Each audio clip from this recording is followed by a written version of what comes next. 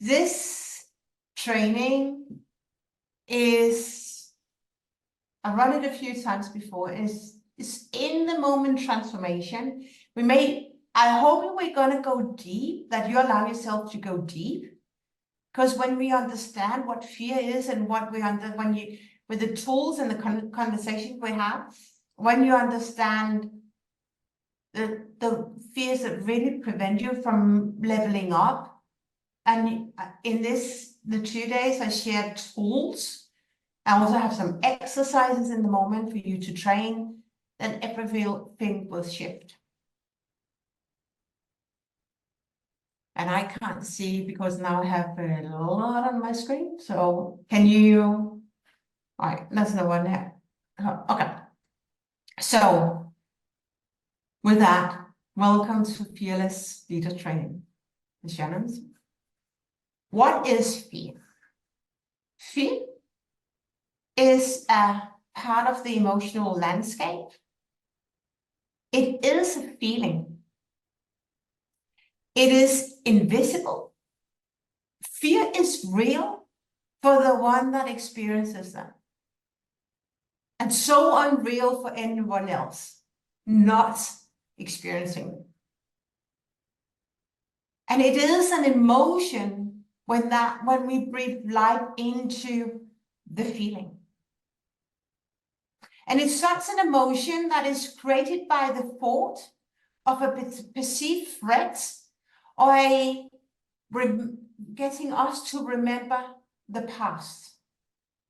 And it blocks us. If it's so heavy, it blocks us. It can almost paralyze us from moving forward. We can even be afraid or we fear the fear without us knowing. That's why when we are all those that are invited in are all high achieving leaders. And we all still struggle with that. But the more we understand and learn to connect with the fears, the easier it is for us to calling more what we want. Because everything, all of what you want more, is on the other side of fear. But right now, we have maybe some known fears, maybe some unknown fears, some unconscious fears that hold us back from creating a bigger life.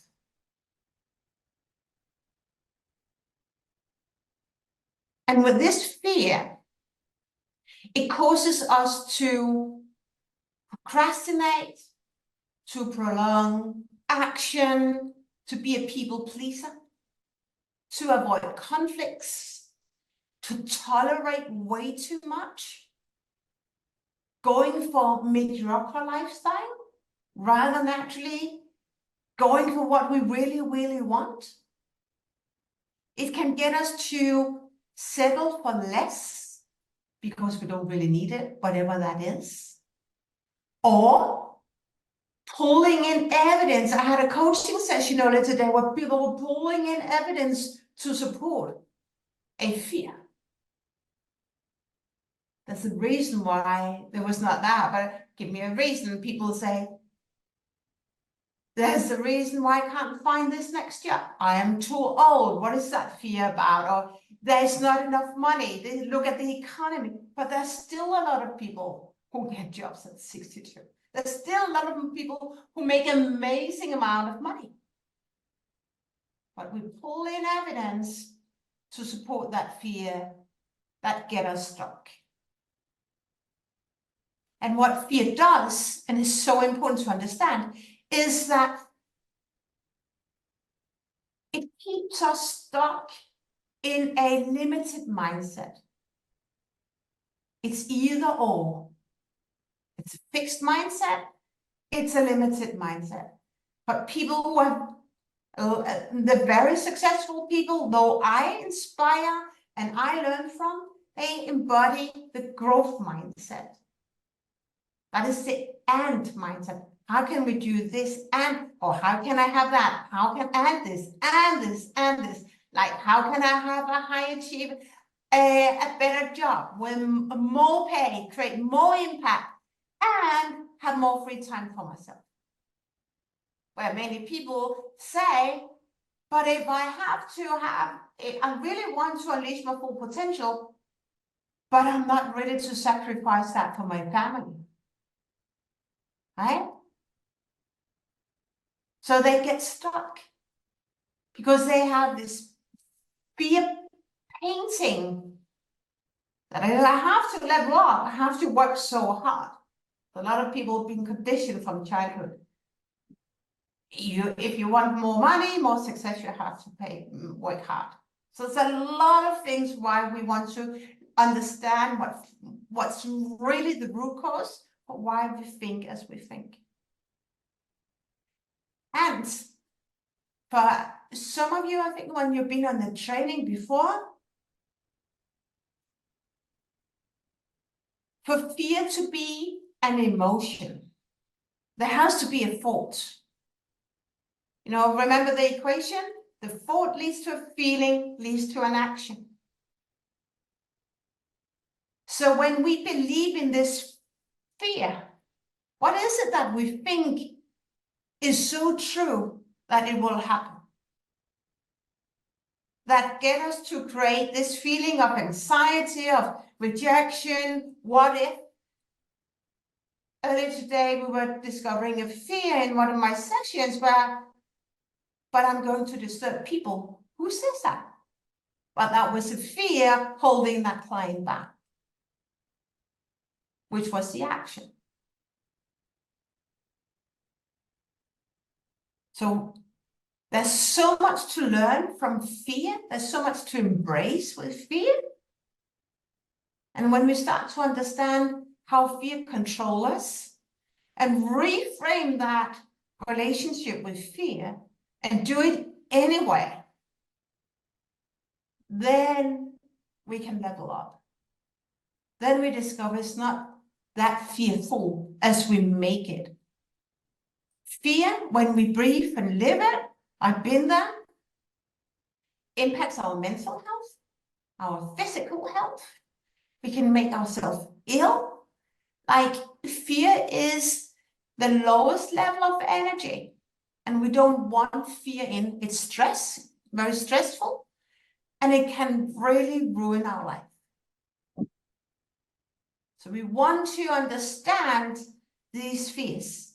And the reason why I host these free masterclasses is that even though we are on these high levels, also we struggle with fear.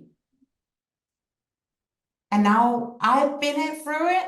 I have a lot of mechanics, and I want now to share those with you, have some deep conversations with you on this. Does it make sense what I share?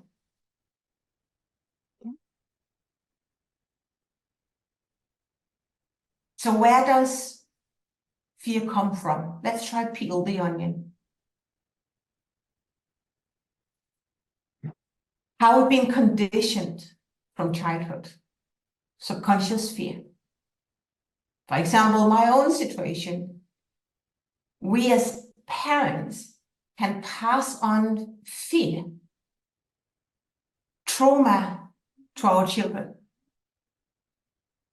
I once served a gentleman whose mom had had some really traumatic experiences. He'd never had those experiences, but he experienced how it was when he was young, how his mother was so really afraid of what was going on in their life. And he was vibrating on that, some of those fears, even though he had never experienced those. So we can be conditioned from home. That's I would say indirect being conditioned. It can also be when we tell or being told, don't do that if you fail. What is that fear about? But we can be conditioned from home. Many of us, without us knowing, that's why it's so important. For me, I think it's becoming fearless is a must in leadership training, because other people's conditions control how we show up or accept the fear? What if we are rejected?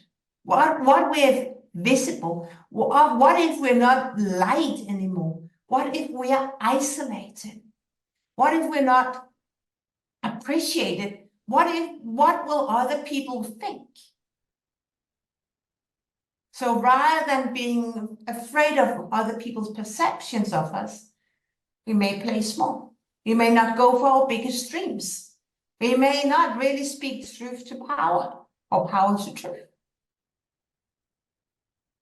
So there's a lot in the circles we are in.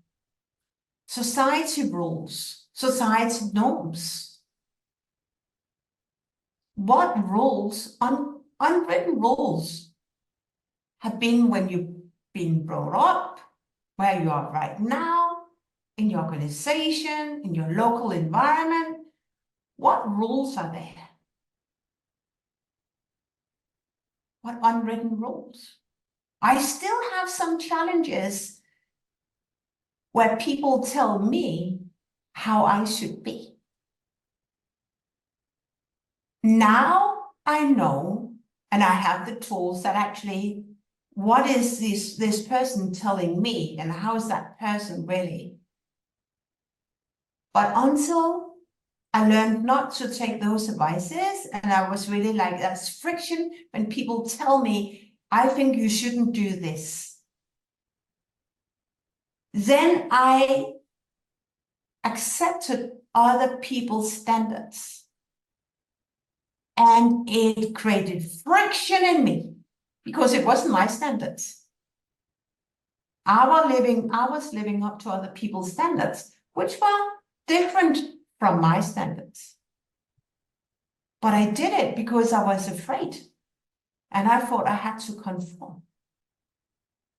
That fear of being who I am, who you are, that also holds you back from living a bigger life, achieving the dreams that you really want, and say no to them anyway.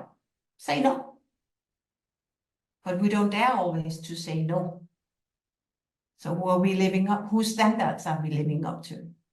We are letting, I say, many people are giving control over their life to other people. But really, we should have full control of our life. Again, what fears come in play?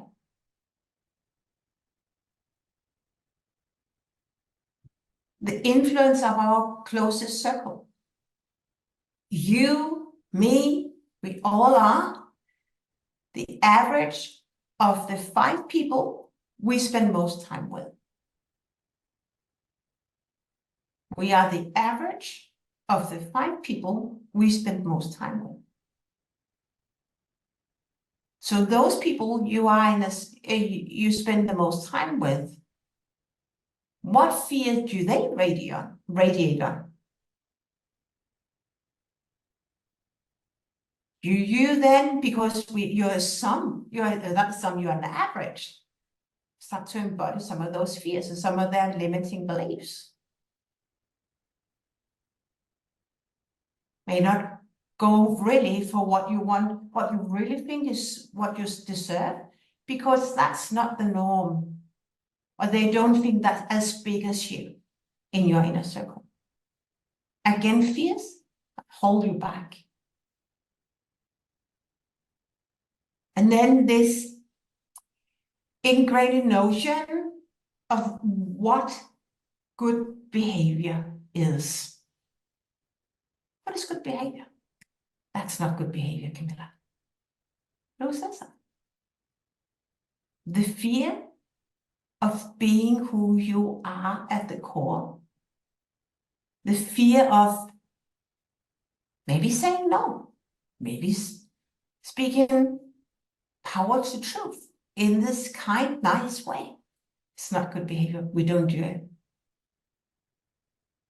But that was maybe the people pleaser. So how, as leaders, and I studied leadership and done that for some years now, is that the highest level of leadership is to speak power to truth. in a nice way, but detached from the outcome. As long as we serve so deeply that we provoke people's thinking. Many people think that we cannot ask thought-provoking questions to the CEO. What does that feel about? Fear of being rejected? Fear of being, why do you say that? But it prevents you from coming from that highest level of servantship.